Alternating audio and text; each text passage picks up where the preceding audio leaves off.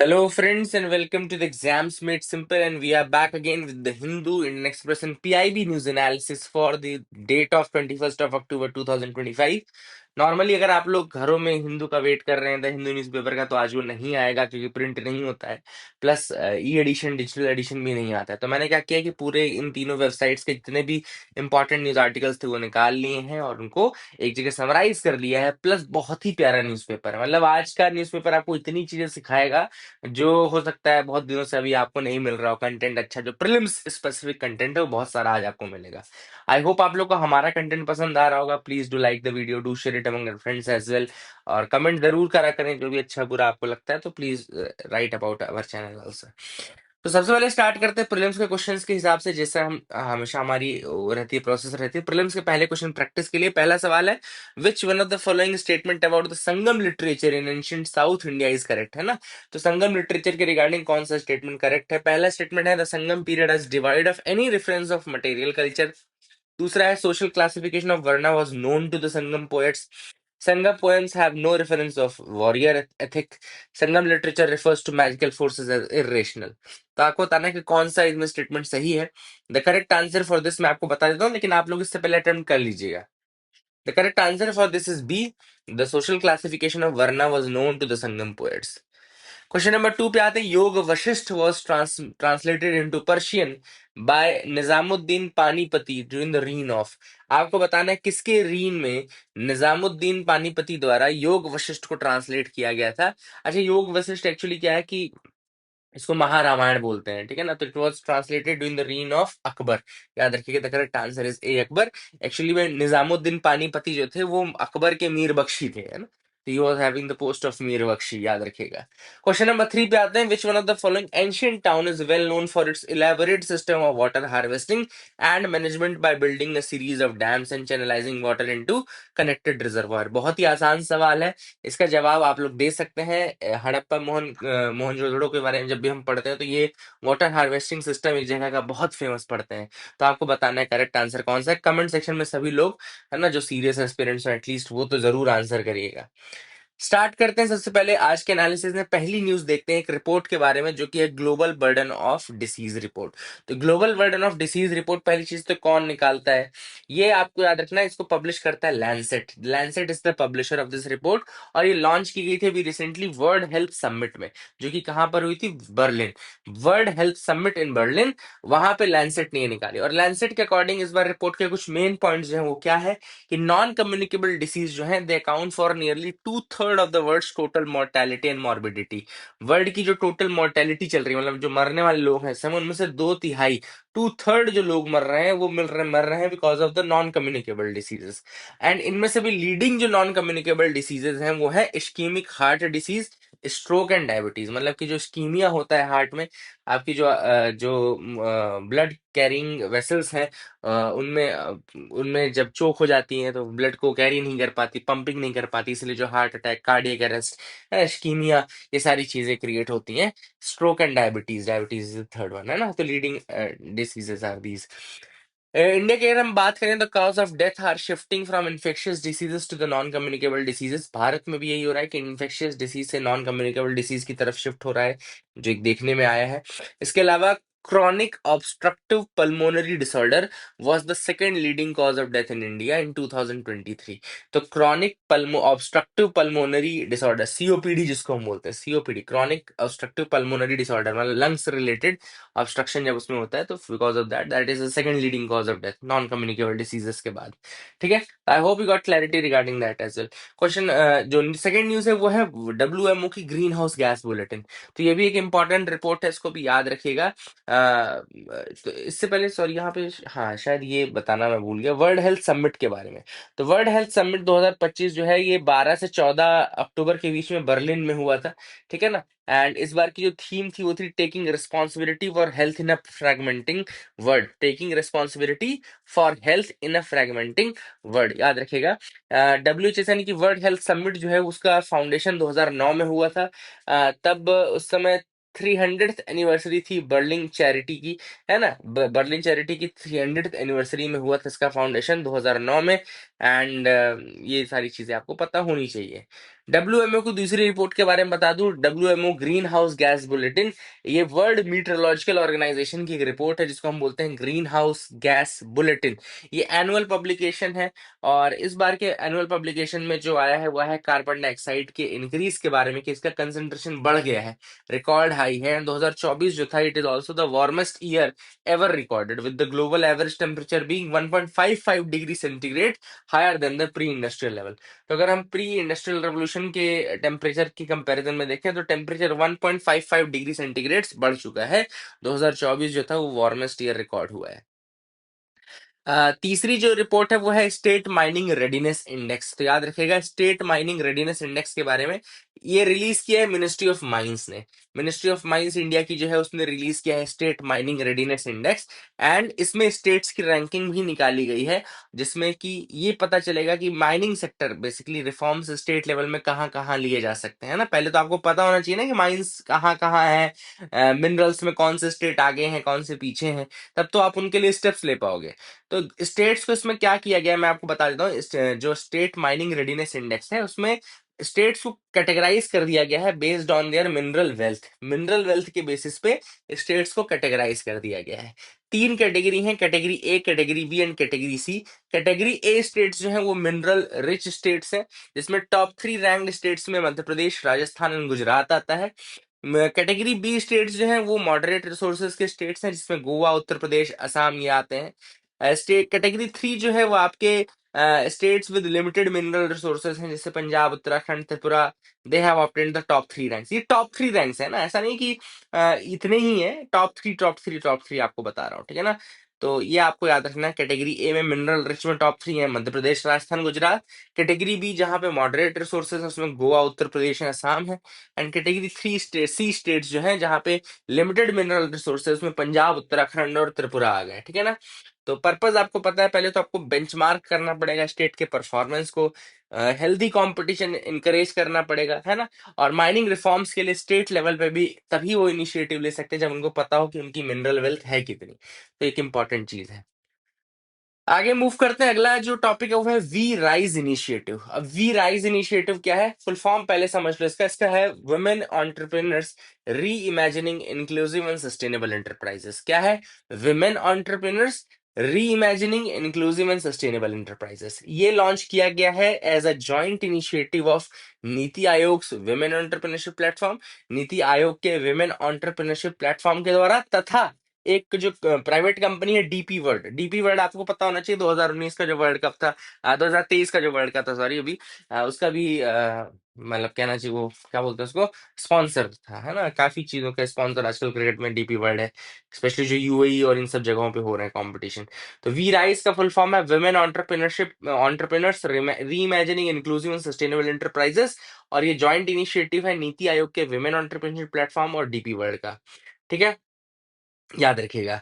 And इसका M है women entrepreneurship entrepreneurs जो है इंडिया में, उनके बिजनेस को ग्लोबली स्केल करना। और कैसे ग्लोबली वो स्केल अप होगा, by trade facilitation, mentorship, strategic partnership. तो ट्रेड फैसिलिटेशन कराया जाएगा, मेंटरशिप प्रोवाइड की जाएगी, इसके अलावा उनको स्ट्रेटेजिक पार्टनरशिप्स के थ्रू इनको स्केल अप करने में मदद की जाएगी विमेन एंटरप्रेन्योर्स को, ठीक है। तो ये इंपॉर्टेंट है वी राइज। अगला है SITA। अगर आप पढ़ोगे तो सीता पढ़ोगे, लेकिन इसका फुल फॉर्म है scheme for innovation and technology association with Aadhaar. Scheme for innovation and technology association with Aadhaar. अब ये क्या है बेसिकली, ये है फेस आईडी की टेक्नोलॉजी को और ज्यादा हायर नॉच पे ले जाने के लिए। याद रखिएगा, फेस आईडी जो है, या आईडी जो है, आइडेंटिफिकेशन जो है, आइडेंटिफिकेशन की टेक्नोलॉजी को आईडी टेक के लिए है ये initiative Sita, Scheme for Innovation and Technology Association with Aadhaar. This is basically to foster innovation and collaboration in the digital identity domain. तो ये जो पूरा वर्क किया जाएगा, ये डिजिटल आइडेंटिटी के डोमेन में किया जाएगा। और इसमें जो मेन बॉडी है वो है UIDAI, यानी कि unique identification authority of India. UIDAI act भी आया था 2013 में, अगर आपको पता हो, आधार एक्ट जिसको हम बोलते हैं, है ना। तो आधार एक्ट के अंतर्गत ही ये बॉडी है जो कि स्टैट्यूटरी बॉडी है। UIDAI, unique identification authority of India, जो है एक स्टैट्यूटरी बॉडी है जो कि यूआईडीआई एक्ट के अंतर्गत आई है, और आधार को पूरा मॉनिटर भी करती है, पूरा मैनेजमेंट भी आधार का यही यूआईडीआई करती है, ठीक है ना। तो इसने लॉन्च किया है सीता, यानी कि scheme for innovation and technology association with Aadhaar. और इसका मेन है इंडिया का जो आईडी टेक यानी कि आइडेंटिफिकेशन टेक्नोलॉजी इको सिस्टम है, उसमें स्टार्टअप्स, एकेडमिया, इंडस्ट्री, इनके साथ क्लोजली वर्क करेगा। कौन? यूआईडीआई, ठीक है ना। और इसके थ्रू वो अलग अलग इंडिजिनाइजेशन प्रमोट करना एंड डेवलप करना फ्यूचर रेडी आइडेंटिटी टेक्नोलॉजीज को, फ्यूचर रेडी आइडेंटिटी टेक्नोलॉजीज को डेवलप करना, ये भी एक इंपॉर्टेंट है। अगले टॉपिक पे आते हैं, साई यानी कि synchronous all India elephant estimation 2021 से 2025 किया गया है। Synchronous all India elephant estimation 2021 to 2025। अब ये क्या है ये भी देख लेते हैं। अभी रिलीज किया गया था, इसको 14 अक्टूबर को रिलीज किया गया था देहरादून में। एंड यूनियन एनवायरमेंट मिनिस्ट्री के और wild life institute of India के लोगों ने मिलकर किया, मतलब सर्वे भी मिलकर ही किया है इन दोनों ने, union environment ministry and wildlife institute of India. Synchronous all India elephant estimation लिख लो, बहुत इंपॉर्टेंट टॉपिक है। Synchronous all India elephant estimation 2021 से 2025। अब इसके अकॉर्डिंग कंट्री में एस्टिमेटेड 22,446 एलिफेंट्स हैं, and they are primarily concentrated across western Ghats and hill and plains of the north east, ठीक है ना।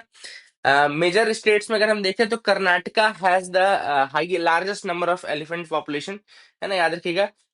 6,013 एलिफेंट्स हैं यहाँ पे। इसके बाद असम में है 4,159, फिर तमिलनाडु में है 3,136, केरला में है 2,785, देन उत्तराखंड 1,792 एंड उड़ीसा 912। तो ये टॉप स्टेट्स हैं जहाँ पे एलिफेंट पॉपुलेशन है। Highest being in Karnataka, second being in Assam, third Tamil Nadu, fourth Kerala, fifth Uttarakhand and fifth Orissa, ठीक है। इसके अलावा जो सब पॉपुलेशन वेस्टर्न घाट की सबसे ज्यादा है वो ब्रह्मगिरी नीलगिरी ईस्टर्न घाट ब्लॉक जो है, it is home to the largest sub population. इसके अलावा अगर हम 2017 के नंबर से कंपेयर करें तो the number of elephants has dipped by 18%। अगर हम if we compare it with the 2017 numbers, the total number of population of elephants has dipped by 18%, घट गई है ना। तो काफी इंपॉर्टेंट है, ये भी आपको याद रखना। और जो एशियन एलिफेंट है यानी कि एलिफस मैक्सिमस, एलिफस मैक्सिमस जो उसका साइंटिफिक नेम है एशियन एलिफेंट का, it is N endangered species, याद रखिएगा। आईयूसीएन की रेड लिस्ट में ये इंडेंजर्ड स्पीशीज में आता है, तो ये भी आपको पता होना चाहिए। अब एक जियोग्राफी का टॉपिक है जो कि अभी न्यूज में था, उसको बोलते हैं साउथ अटलांटिक एनॉमली। याद रखिएगा, साउथ अटलांटिक एनॉमली, ऐसे क्वेश्चन यूपीएससी बहुत पूछता है। क्या है साउथ अटलांटिक एनॉमली और किस तरीके से इसका ज्योग्राफिकल इंपॉर्टेंस है वो हम देखते हैं। तो अभी 11 सालों का डेटा यूज किया गया है। एक प्रोग्राम है स्वार्म नाम का, SWARM, ये दिख रहा है आपको, swarm. It is an programme, इसके 11 सालों का डेटा नोट किया गया। और ये स्वार्म किसका है? It is N earth explorer mission developed under the ESA, यानी कि यूरोपियन स्पेस जो एजेंसी है उसका मिशन है स्वार्म। उसके अंदर एक अर्थ एक्सप्लोरर बनाया गया था और उससे 11 सालों का डेटा स्टडी किया गया है। और उसमें ऑब्जर्वेशन ये किया गया है साइंटिस्टों के द्वारा कि अर्थ का जो मैग्नेटिक फील्ड है ओवर साउथ अटलांटिक, वो एक एनॉमली क्रिएट करता है। अर्थ का magnetic field over the south Atlantic creates anomaly, जिसको हम बोलते हैं साउथ अटलांटिक अटलांटिक एनॉमली, ठीक है ना। याद रखिएगा, साउथ अटलांटिक एनॉमली ये यूरोपियन स्पेस एजेंसी का एक मिशन है, एक अर्थ एक्सप्लोरर है जिसका नाम है स्वाम। उसके 11 सालों के डेटा से पता चला है। अब ये क्यों होता है साउथ अटलांटिक एनॉमली? याद रखिएगा, the main cause of this south Atlantic anomaly is the tilt of the earth's magnetic axis. आपको पता है कि हमारा मैग्नेटिक एक्सिस टिल्टेड है, ये भी आपको पता होगा, अर्थ के एक्सिस में एक टिल्ट है ना। तो that tilt basically is the reason why the south Atlantic anomaly is being caused. And इसका दूसरा रीजन है मॉल्टन मेटल जो कि आउटर कोर में बहता है ना। तो वो भी एक रीजन है, molten core, because in the outer core, that is again reason for this, ठीक है। अब आपको बता दो कि अर्थ की जो मैग्नेटिक फील्ड है नॉर्मली, एनॉमली, अब इसे क्यों बोलते हैं एनॉमली, एनॉमली क्यों बोल रहे हैं, तो वो देख लो कि अर्थ की जो मैग्नेटिक फील्ड है वो एक प्रोटेक्टिव लेयर के रूप में काम करती है। कैसे काम करती है प्रोटेक्टिव लेयर के रूप में? कि जो आउटर एटमॉस्फेयर है, यानी कि आउटर एटमॉस्फेयर यानी सोलर पार्टिकल्स जो आ रहे हैं, है ना, charge particles, solar charge particles, तो इन सबको वो दूर रखता है, अर्थ का मैग्नेटिक फील्ड इनको दूर कर देता है, ठीक है ना। ये प्रोटेक्शन जो है वो दूर करती है, सैटेलाइट्स को भी मिलती है, ऑर्बिट्स को भी मिलती है।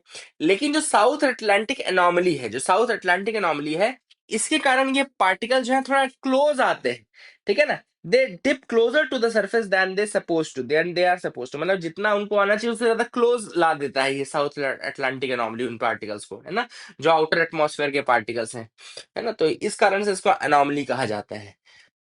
अब देख लेते हैं दीपिका पादुकोण की न्यूज में थी, because she has been appointed as first ever mental health ambassador of India by health ministry, first ever mental health ambassador of India, याद रखिएगा, she is the first ever mental health ambassador of India by the health ministry. और ये world mental health day के दिन यानी कि 10 अक्टूबर के दिन ये अनाउंसमेंट किया गया था।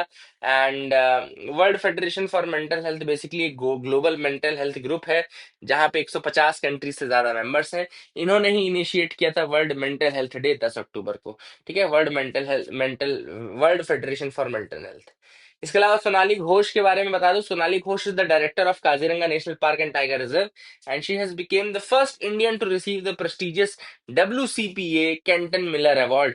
WCPA केंटन मिलर अवार्ड मिला है सोनाली घोष को, director of Kaziranga and national park and tiger reserve. She is the first Indian to receive this prestigious WCPA Kenton Miller award. क्यों मिला है ये? For innovation in national parks and protected area sustainability, national park और protected area के sustainability में जो innovation दिखाया गया उस कारण से मिला है।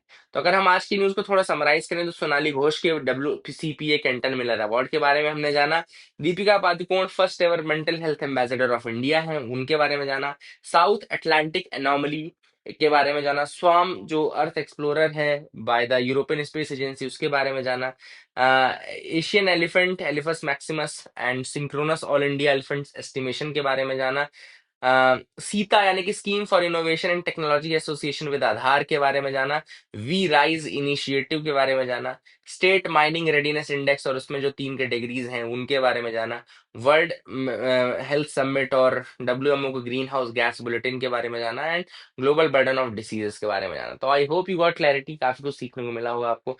That is it for the day, keep loving us, keep sharing us, thank you, have a nice day.